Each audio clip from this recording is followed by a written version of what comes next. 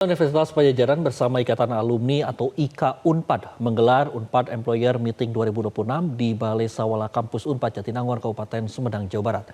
Kegiatan ini sebagai komitmen Unpad dalam perkuat kolaborasi antara dunia akademik, industri, alumni, dan pemerintah dalam menciptakan SDM unggul dan berdaya saing global. Unpad Employer Meeting 2026 menjadi forum strategis untuk menyelaraskan kebutuhan dunia industri dengan kompetensi lulusan perguruan tinggi melalui kolaborasi antara akademisi, industri, alumni, dan pemerintah. Kegiatan diisi dengan berbagai rangkaian acara, mulai dari HR Leadership Forum, Unpad HR Award 2026, FGD Strategic Partnership, hingga penyerahan beasiswa dana abadi Unpad. Dalam forum ini juga membahas terkait tantangan employability lulusan perguruan tinggi yang semakin kompleks serta kebutuhan kompetensi industri yang dinamis.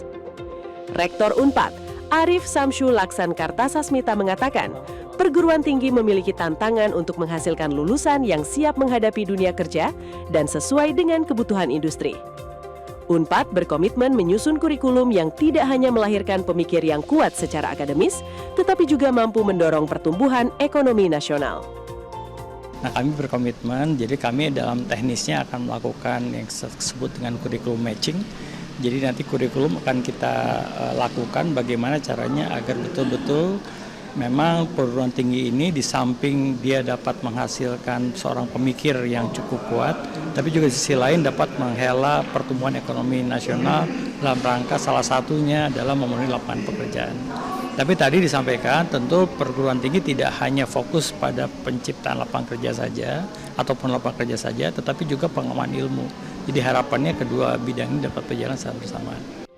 Sementara itu, Menteri Pendayagunaan Aparatur Negara dan Reformasi Birokrasi, Rini Widiantini mengatakan, reformasi birokrasi saat ini difokuskan pada penguatan tata kelola pemerintahan berbasis digital.